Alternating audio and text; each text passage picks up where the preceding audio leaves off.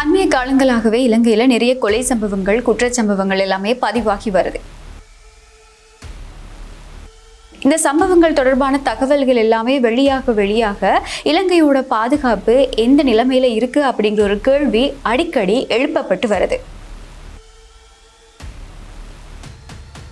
வணக்கம், இது news decode.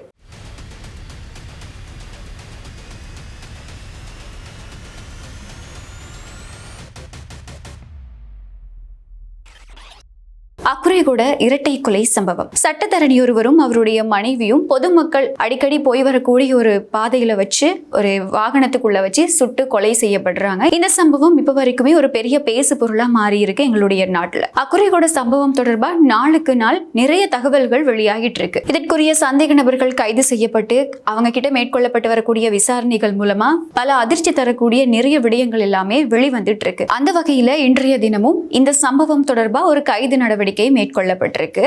இரண்டாவது சந்தேக நபர், அக்குரேகொட துப்பாக்கி சூட்டு சம்பவத்தை மேற்கொண்ட இரண்டாவது சந்தேக நபருக்கு தங்குறதுக்கான வசதிகளை வழங்கின ஒரு ஆசிரியர், அதுவும் தனியார் வகுப்புகளை நடத்திக்கிட்டு வரக்கூடிய ஒரு ஆசிரியரை இன்றைய தினம் கைது செய்திருக்காங்க. அவர் இந்த இரண்டாவது சந்தேக நபருக்கு மட்டும் இல்லாம அவரோட செயற்பட்ட இன்னும் 2 பேருக்கு, மொத்தமா 3 பேருக்கு தலைமறைவாகி இருக்கிறதுக்கு தங்குமிட வசதியை வழங்கி இருக்கதா இன்றைய தினம் அவர் கைது செய்யப்பட்டிருக்காரு. கடந்த 13ஆம் தேதி நடந்த இந்த இரட்டை கொலையில ஒரு முன்னாள் ராணுவ வீரர், முன்னாள் கடற்படை வீரர் எல்லாருமே சேர்த்து மொத்தமா 7 பேர் இப்ப வரைக்குமே கைது செய்யப்பட்டிருக்காங்க. இவங்க கிட்ட விசாரணைகள் எல்லாமே தீவிரப்படுத்தப்பட்டிருக்கு. இப்ப வரைக்குமே வெளியாகி இருக்கக்கூடிய தகவல்களோட அடிப்படையில இந்த கொலை சம்பவம் பாதாள உலக குழு உறுப்பினரான கரந்தினிய சுத்தா மூலமா திட்டமிட்டு நடத்தப்பட்டது அப்படின்னு சொல்லி போலீசார் தெரிவிச்சிருக்காங்க. கரந்தினிய சுத்தாவை இலங்கைக்கு கூட்டிட்டு வர்ற அளவுக்கான தகவல்கள் இந்த சட்டத்தரணி கிட்ட இருந்ததாகவும் இதன் காரணமா இவரை சுட்டு கொலை செய்திருக்கலாம் அப்படின்னு சொல்லி இப்ப நிறைய தகவல்கள் எல்லாமே வெளியாகிட்டு இருக்கு. இந்த துப்பாக்கி சூட்டு சம்பவத்தோட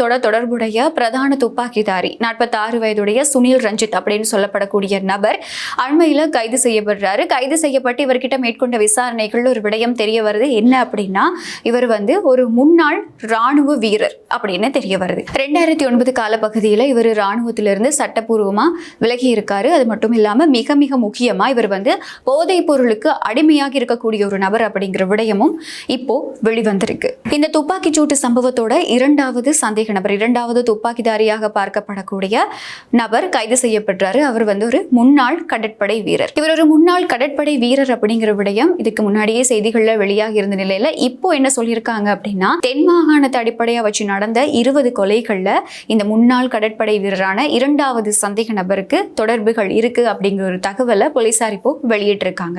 இவருமே போதைப் பொருளுக்கு அடிமையான ஒரு நபர் அப்படின்னும் அடையாளப்படுத்தப்பட்டிருக்காரு. அப்படின்னா இந்த அக்குரேகொட சம்பவம் மட்டும் இல்லாம நாட்டுல நடந்த பல கொலை சம்பவங்களோடையும் குற்ற சம்பவங்களோடையும் இந்த இரண்டாவது சந்தேக நபருக்கு தொடர்புகள் இருக்கு அப்படிங்கிற தகவல் இப்போ வெளியாகி இருக்கு. இது எல்லாமே கரந்தினிய சுத்தா மூலமா தனக்கு வழங்கப்பட்ட ஒப்பந்த கொலைகள் தான் அப்படிங்கிற விடயத்தையும் இவரு போலீசார் நடத்தின விசாரணைகள்ல ஒப்புக்கொண்டிருக்காரு. அதாவது கரந்தினிய சுத்தா மூலமா வழங்கப்படக்கூடிய ஒவ்வொரு உத்தரவுக்கு கீழே இந்த கொலைகள் எல்லாமே, இந்த குற்ற சம்பவங்கள் எல்லாமே பதிவாகி இருக்கு. கடந்த 25ஆம் தேதி காலையில இந்த கொலையோட தொடர்புபட்ட குழு, அதாவது கைது செய்யப்பட்ட இரண்டாவது சந்தேக நபர் உள்ளடங்களா இந்த குழுவினர் மொனராகலையிலிருந்து மன்னாருக்கு போய், மன்னார்ல இருந்து மீனவர் மாதிரி வேடமிட்டு இந்தியாவுக்கு போய் கொஞ்ச நாள் தலைமறைவாகி இருந்து அதுக்கப்புறமா இந்தியாவுல இருந்து துபாய்க்கு தப்பிச்சு போறதுக்கான நிறைய திட்டங்களும் இப்போ வெளிவந்திருக்கு. அதே மாதிரி இந்த கைது செய்யப்பட்ட இரண்டாவது சந்தேக நபர்கிட்ட மேற்கொள்ளப்பட்டு இருக்கக்கூடிய விசாரணைகள்ல நிறைய ஃபேக்கான டாக்குமெண்ட்ஸ், பாஸ்போர்ட் ஆக இருக்கட்டும், நேஷனல் ஐடென்டி கார்டா இருக்கட்டும், இது எல்லாமே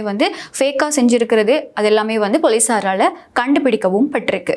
அக்குரேகொட சம்பவம் தொடர்பா நாளுக்கு நாள் நிறைய கைதுகள் இடம்பெற்று இருக்கு. அதே மாதிரி கைது செய்யப்படுறவங்க மூலமா புது நிறைய தகவல்களும் இப்போ வெளியாகிட்டு இருக்கு. இப்போ வரைக்கும் வெளியாகிட்டு இருக்கக்கூடிய தகவல்களை வச்சு பார்க்கும்போது இலங்கையோட பாதுகாப்பு எங்க இருக்கு அப்படிங்கிற ஒரு கேள்வி நிச்சயமா எழுப்பப்படுது. அதுக்கான காரணம் என்ன அப்படின்னா, இப்போ கைது செய்யப்பட்டிருக்கக்கூடிய நபர்கள்ல முக்கியமா துப்பாக்கி சூட்டை மேற்கொண்ட 2 நபர்களும் ஒருத்தர் முன்னாள் ராணுவ வீரர், மற்றொருவர் முன்னாள் கடற்படை வீரர் அப்படின்னு தெரிய வந்திருக்கு. துப்பாக்கி சூட்டு நடந்ததுக்கான சிசிடிவி காணொலிகளை பார்க்கும் போதே ஒரு விடயம் எங்களுக்கு தெளிவா விளங்கும். என்ன அப்படின்னா, அந்த துப்பாக்கி சூட்டை மேற்கொள்ற விதமாக இருக்கட்டும், அந்த உடல் மொழியா இருக்கட்டும், இது எல்லாமே ஒரு பயிற்சி பெற்ற துப்பாக்கிதாரியால மட்டும்தான் நடத்த முடியும் அப்படிங்கிறது. அப்போ பயிற்சி பெற்ற துப்பாக்கிதாரி அப்படின்னா நிச்சயமாக ராணுவத்திலேயோ கடற்படையிலேயோ பணிபுரிந்தவர்களாக தான் இருக்கணும். இந்த விசாரணைகளையும் அது தெளிவா சொல்லப்படுது. இவர் வந்து ஒரு முன்னாள் ராணுவ வீரர், முன்னாள் கடற்படை வீரர் அப்படிங்கிறது. ஆனா இவங்க 2 பேருமே அதிக அளவுல போதைக்கு அடிமையானவங்க அப்படிங்கிறதும் சொல்லப்படுது. இது எல்லாத்தையுமே வச்சு பார்க்கும்போது நாட்டுல ஒப்பந்த கொலைகள் அதிகரிச்சுக்கிட்டு போகுது அப்படிங்கிற ஒரு விடயமும் எங்களுக்கு தெளிவா தெரியுது. கரந்தனிய சுத்தா மூலமா வழங்கப்பட்ட ஒரு ஒப்பந்த கொலைதான் இந்த அக்குரேகொடையில சட்டத்தரணியும் அவரோட மனைவியும் கொலை செய்யப்பட்ட சம்பவம். பணத்துக்கும் போதைப் பொருளுக்கும் ஆசைப்பட்டு அடிமையாகி நாட்டுல நிறைய கொலை சம்பவங்கள் இப்போ பதிவாகிட்டு வருது. இது மட்டும் இல்லாம கடந்த காலங்கள்ல, அதாவது இப்ப தொடர்ச்சியாகவே நிறைய குற்றச்சம்பவங்கள் கொலைகள் நடந்துகிட்டு தானே இருக்கு. இந்த சம்பவங்களையுமே கூட வெளிவரக்கூடிய தகவல்கள்ல எல்லாமே தெரிய வருது என்ன அப்படின்னா, கொலை செய்தவருக்கும் பாதாள உலக குழுக்களுக்கும் சம்பந்தம் இருக்கு. போதைப் பொருளுக்காக தான் இந்த மாதிரியான ஒரு கொலையை செஞ்சிருக்காங்க, காசுக்கு ஆசைப்பட்டு தான் இப்படி ஒரு கொலையை செஞ்சிருக்காங்க அப்படிங்கிற விடயங்கள் தான் தெரிய வருது. இதுக்கு அடுத்த விஷயம் என்ன அப்படின்னா, அரசாங்கம் இந்த விடயங்கள்ல வந்து முறையான விசாரணைகள்ல மேற்கொண்டுட்டு இருக்கு. அது ஏற்றுக்கொள்ளக்கூடிய விடயம். விசாரணைகள் நடந்து அதற்கான கைது நடவடிக்கைகளும் வாக்குமூலங்களுக்கு ஏற்ற மாதிரி நடந்துகிட்டு இருக்கு. அதுவும் ஏற்றுக்கொள்ளக்கூடிய விஷயம். ஆனா ராணுவத்திலிருந்து விலகினவங்களாக இருக்கட்டும், கடற்படையிலிருந்து விலகினவங்களாக இருக்கட்டும், இந்த முன்னாள் வீரர்கள் இருக்காங்க இல்லையா, இவங்களை பத்தின ஒரு முறையான தகவல், முறையான ஒரு நடவடிக்கை இப்போ வரைக்கும் எந்த ஒரு அரசாங்கம் மூலமாகவும் எடுக்கப்படலை.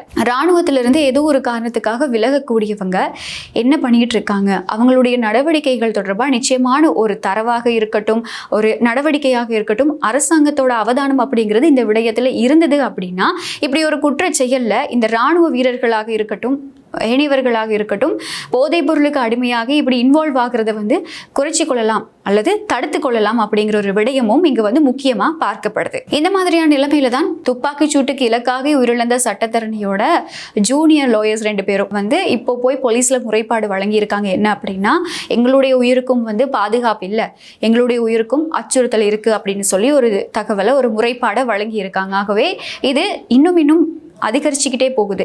இதுக்கப்புறமா இன்னும் யார் யார் மேலெல்லாம் இந்த மாதிரியான தாக்குதல்கள் நடக்க போகுது, அதுவும் பாதாள உலக குழுக்கள் வந்து இவ்வளவு தைரியமா செயற்படக்கூடிய ஒரு நாட்டுல வந்து பாதுகாப்பு எங்க இருக்கு அப்படிங்கிற கேள்விதான் மறுபடியும் எழுப்பப்பட்டு வருது. இது எல்லாத்துக்குமே முக்கிய காரணமா இருக்கக்கூடிய இந்த போதைப் பொருள் பாவனை. இந்த போதைப் பொருள் பாவனையும் வந்து நாட்டில இருந்து முழுமையா ஒழிக்கிறதுக்கான செயற்பாடுகளை அரசாங்கம் இன்னும் தீவிரப்படுத்தணும். அப்படி தீவிரப்படுத்தக்கூடிய சந்தர்ப்பங்கள்ல இந்த மாதிரியான குற்றச்சம்பவங்கள், கொலை சம்பவங்களுக்கு போதைப் பொருள் ஒரு காரணமா அமைகிறத வந்து நிச்சயமாக எங்களால் தடுத்துக்கொள்ள முடியும். அரசாங்கத்தோட தலையீடை தாண்டி தனிப்பட்ட ரீதியில எங்களுடைய ஒவ்வொருத்தரோட தலையீடும் இருந்தது அப்படின்னா நிச்சயமா இந்த போதைப் பொருளை எங்களுடைய நாட்டில இருந்து ஒழிக்கக்கூடியதா இருக்கும். மீண்டும் மற்றும் ஒரு காணொளியில் சந்திக்கும் வரை உங்களிடமிருந்து விடைபெறும் நான் கனுஷ்யா புஷ்பகுமார்.